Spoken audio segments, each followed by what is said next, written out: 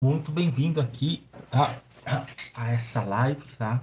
E hoje nós vamos dizer o seguinte: eu sei que muita gente vai ficar muito bravo com a verdade, mas uma das verdades que a maioria esconde é que é só nos Estados Unidos que a bolsa vence o CDI.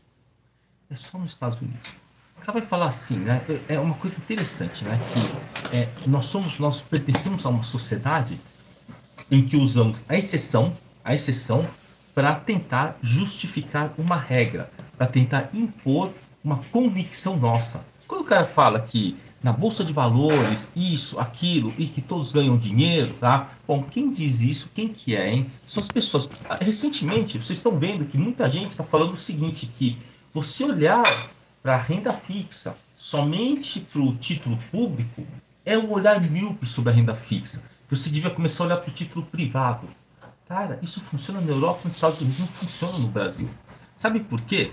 E que não funciona no Brasil o título privado aqui? Bom, primeiro que a execução, quando você não recebe uma grana, você executar e você conseguir efetivamente cobrar, muitas vezes só o dia de conciliação demora 5 anos.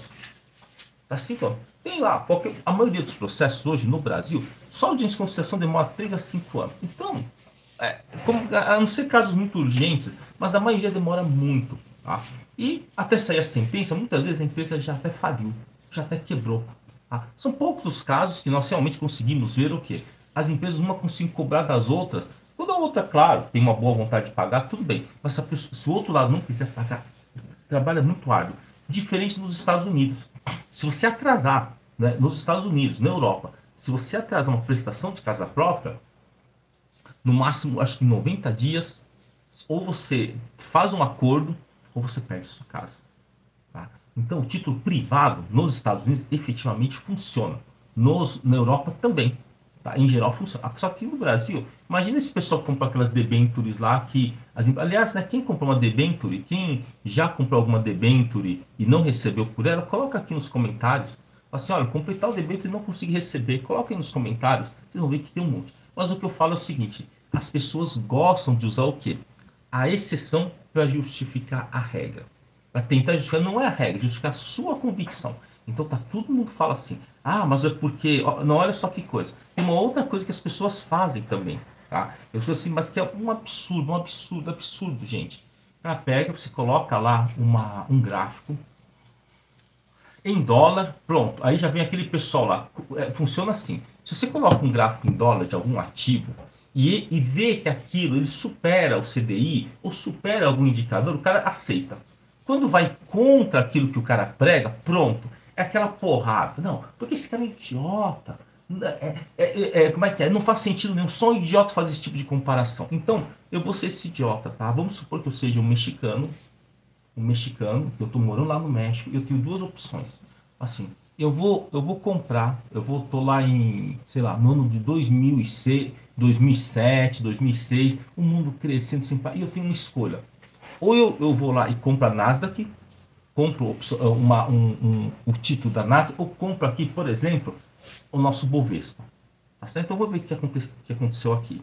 Então vamos supor que eu falo assim, vamos supor que eu era um mexicano na época, né? Eu moro no México e eu quero fazer, assim, eu quero fazer uma operação, vou lá em 2007, na parte de 2007 eu gostaria de comprar, investir.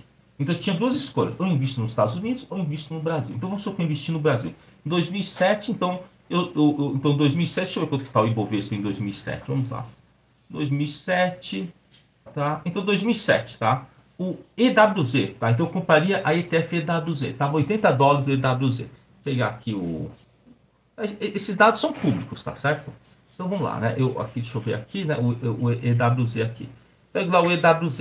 Em 2007, dezembro de 2007, estava $81 o EWZ, tá? Então dá para vocês verem aqui, só procura lá EWZ lá no Google, né? Vocês vão ver lá que valia $80. Tá? E aí eu resolvo ver o que aconteceu hoje. Então hoje eu estou aqui, o EWZ, deixa eu ver quanto que vale hoje. Hoje vale $32. Então nós estamos falando de um investidor estrangeiro que ao invés, pegou o dinheiro lá do seu país e colocou aqui no Brasil. Então vamos lá, 2007, tá? Então o EWZ, que é o nosso ETF, vale $80. Em 2024, ele vale 32 dólares. Então, eu teria perdido 60% do meu patrimônio. Eu, como investidor estrangeiro, estou morando lá no México, em vez de eu comprar Nasdaq, eu vou lá e compro EWZ. Olha o que acontece. Por quê? Porque todo mundo, né, eternamente o pessoal fala que a Bolsa Brasileira está barata. Vai lá, procura lá EWZ. Vai lá, procura EWZ. Agora vamos pegar aqui, se eu tivesse investido na Nasdaq, QQQ. Então vamos lá, QQQ, eu vou pegar aqui a máxima e eu vou lá voltar para 2007. Então 2007, deixa eu ver aqui, 2016, 2012, 2009, não, 2009 foi na mínima. Deixa eu ver. Tá, 2007. Então vai, na mesma data. Então 2007, você vai lá no 2007, você vai ver que tá 50 dólares a Nasdaq. A QQQ, que é a ETF. Então em 2007 o QQQ tá 50 dólares. E hoje tá 450 dólares. Tá bom? E hoje tá 450 dólares. Aí a minha pergunta é o seguinte. Tá? Realmente a Bolsa de Valores, ela supera o CDI? E o pessoal gosta de falar, porque em todos os países, em todo lugar do planeta, as bolsas de valores superam o CDI. Tá? Então aqui parece que é somente nos Estados Unidos. Porque em 2007 o nosso EWZ estava 80 dólares e hoje está 32 dólares. Tá? Hoje está 32 dólares.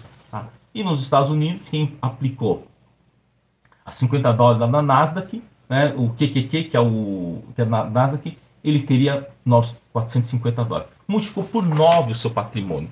Então, você dizer que a bolsa ela ganha do CDI, ganha da renda fixa, então coloca, próxima vez que você falar isso, assim, olha, é nos Estados Unidos. Bom, aí claro, vai vir gente falando assim, mas tem muito papel aqui, tá bom. Você tem esse papel na sua carteira? Porque se você pegar o exemplo a VEG, tá bom, tem VEG na sua carteira? Como é que você saberia que aquela empresa que a maioria da imprensa acusa ela de ter uma gestão familiar, você teria colocado o dinheiro? Bom, não colocou. E se você comprou a VEG lá atrás, você ganhou grana. E geralmente, o pessoal que ganhou grana na VEG, fora os próprios os próprios donos, né, da empresa, a maioria colocou pouco. A maioria colocou pouco. Tem um amigo que falou assim, nossa, lá a VEG lá atrás eu ganhei grana. Ganhou grana quanto? Coloquei 10 mil, quando virou 20 mil, dobrei o capital, caí fora. Pois é, e se você tivesse deixado lá? Né? Então, cuidado com as narrativas.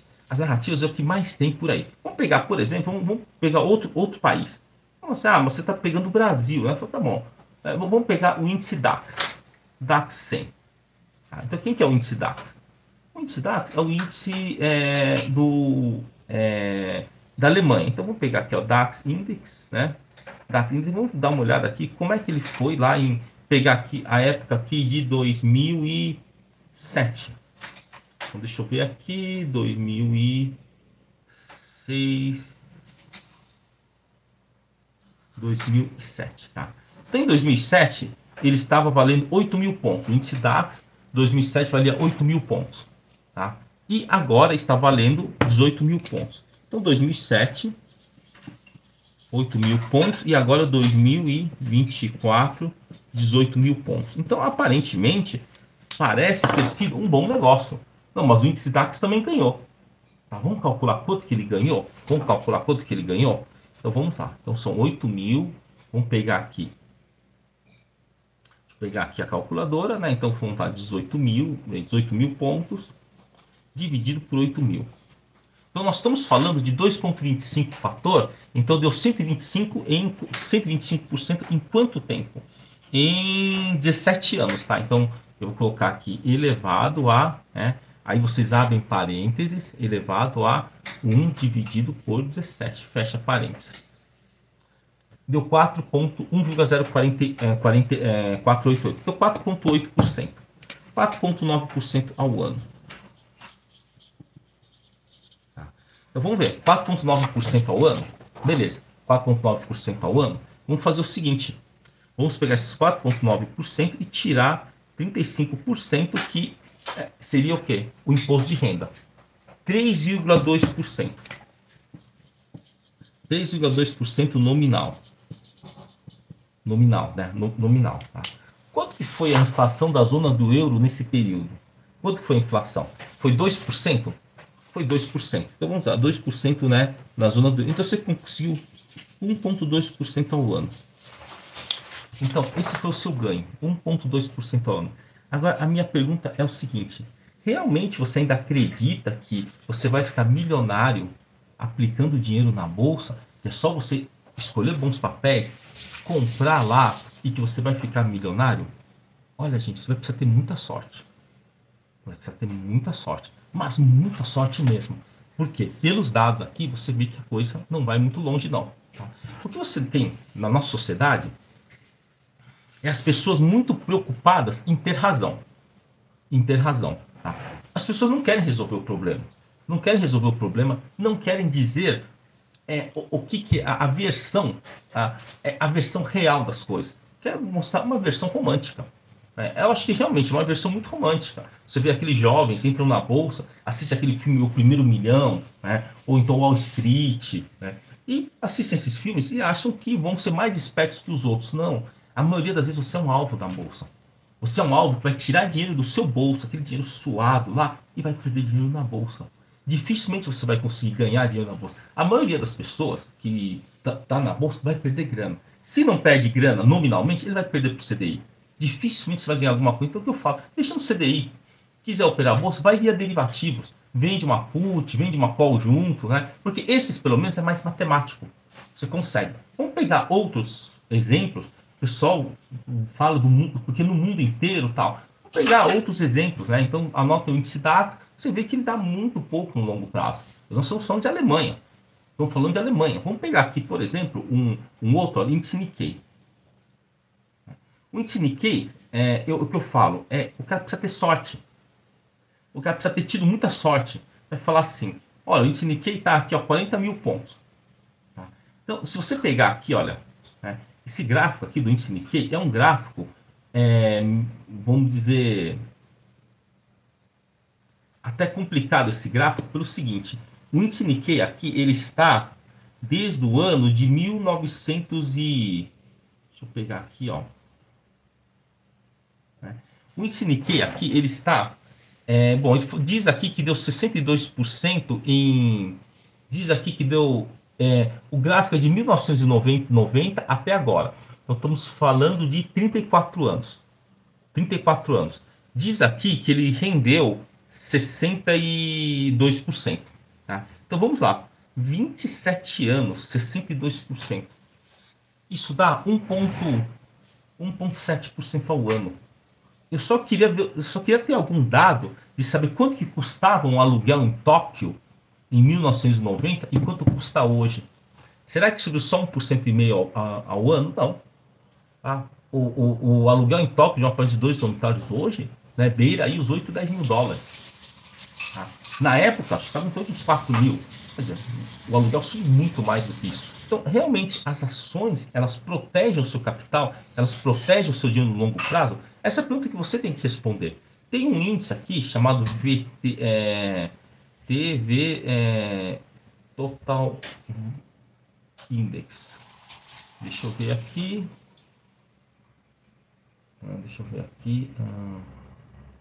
VT Total Index. Esse daqui... Tá. Eu não estou conseguindo achar. Tá. Vanguard Total VT, né? Index. Deixa eu ver aqui. ETF. Tá. Vamos lá. Olha, aqui tem um chamado VT ETF, tá? Esse daí é uma ETF do mundo todo. São 8.600 ações.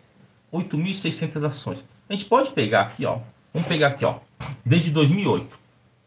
Desde 2008. Coloca lá, né? VT ETF. Desde 2008. De 2008 até aqui deu 127%. Tá? Então, esses daí são ações do mundo todo. Só que esse dado aqui, ele está um pouquinho, vamos dizer, viciado. Porque a partir mais ou menos de 2006, 2005, 2006, todos aqueles países que eram do leste europeu acabaram entrando nesse índice. Então veio uma leva de empresas que estavam completamente defasadas. Né? Com o fim lá da União Soviética, aqueles países do leste europeu, Romênia, Polônia, todos esses países, os seus valores monetários eram muito baixos, né? Então, esse índice é um pouquinho, vamos dizer, ele está um pouquinho puxado para cima, tá? Mas mesmo assim vamos aceitar ele. Então deu 127% em 14 anos, né? Deixa eu ver, em 16 anos. Isso, em 16 anos. Então deu 127% em 16 anos. Vamos ver quanto que dá isso por mês, tá bom? Por ano. Então vamos pegar aqui o índice, né? Então deu 122,27 elevado a 1 sobre 16, tá? Então estamos falando de 5,2% ao ano, tá? Pega lá um título de renda fixa da Polônia, da Romênia, pega um título de renda fixa de qualquer país lá do leste europeu, ou mesmo você pode pegar um título inglês. Tá? Na Inglaterra lá, o título paga o quê? Os 4% ao ano. Então você dizer que no longo prazo a bolsa realmente supera o CDI, a gente está pegando aqui as bolsas mundiais, eles não superam. Se você pegar o Japão, entre 1980, né, para frente, só perdeu. Em 1980, a bolsa do Japão estava na faixa de 40 mil pontos. Tá? E ele chegou a inacreditáveis 6.700 pontos. Então, se você se aposentou lá nos anos 80, no Japão, e comprou tudo em ações, você viria a amargar, né, uma perda de quase 80%, mais de 80% do seu patrimônio.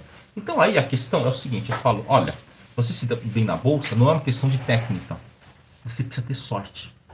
Você ter sorte de ter escolhido aqueles ativos que deram certo e que no momento em que deu certo, você vender ele, porque senão daqui a pouco o negócio vai mal. Tá? Você pega alguns exemplos de empresas que estavam muito bem, as maiores pagadoras de dividendos, né? E depois que as empresas simplesmente sumiram, sei lá, aconteceu alguma coisa com a empresa que deixou de pagar dividendos. Olha, dá uma olhada, depois vocês vêm com calma, veja qual foi a empresa que mais pagou dividendo em porcentagem, né, em relação ao ativo, entre o ano 2000 e 2010. Vai falar assim, será que foi a Taesa? Não, a Taesa surgiu depois disso. Será que foi a Eternit? Tá, a Eternit sempre pagou muito dividendo. Então a Eternit a vida toda pagou muito dividendo e teve um momento que ele teve uma recuperação judicial. Assustador isso, né? Imagina se você tivesse aposentado com as ações da Eternit, e naquele momento que você aposentou, está começando a usufruir, a empresa entra em recuperação judicial. Aí vem aquele papo, diversifica. Diversificar em quê? Pegar os anos 90. Quem que foi os melhores pagadores de dividendos na época? Souza Cruz e Bamerinos. Bamerinos fechou. Né? Foi vendido para o HSBC. Souza Cruz fechou seu capital na bolsa. Então, agora que tá bom, né? O que acontece? Você não consegue usufruir dele. Então, eu realmente eu vejo com bastante ceticismo essa afirmação de que no longo prazo a bolsa vai superar. Você pega os outros países lá. Então, essa máxima ela é verdade nos Estados Unidos, de 2000 e 1990 para cá. Porque anterior a isso não foi bem assim a história. Dificilmente, numa janela de 10 anos, as bolsas americanas superavam a sua renda fixa, porque a renda fixa era alta. A Prime Rate, que é a renda fixa americana, né, ele estava em torno lá por muito tempo, girou em torno de 10, 12% ao ano. Tá? Então, realmente, não fazia muito sentido investir na Bolsa Americana nos anos 70 e nos anos 80. É depois dos anos 90, de 1990, que começou a fazer muito sentido. Tá bom? Então, quando vocês forem pensar em investir em ações, veja se essa empresa realmente justifica o valor que ela está cobrando. Tá? E vai ver que a maioria das pessoas vai dizer que é melhor investir nas ações, porque a maioria está comprometido com as suas corretoras. A maioria está comprometido com a venda de relatórios. Então, dificilmente essa pessoa ela vai te dar uma opinião não viesada. Tá? Mas enfim, tá? O mercado existe para isso. Nos derivativos tem muita oportunidade. Quem estiver aqui nos outros canais, vai lá no YouTube Mestre Derivativo, assiste lá o vídeo. Né? Em todas as lives tem o primeiro link do vídeo. O primeiro link é um vídeo do curso Base de Opções. Vai lá, assiste, né, e veja se faz sentido você entrar no mercado financeiro, ou se é melhor você ficar na renda fixa, ou se é melhor você ir lá e colocar o seu dinheirinho lá em renda fixa e operar derivativos. Valeu, gente? Um abraço para todos e bora estudar para vencer o mercado.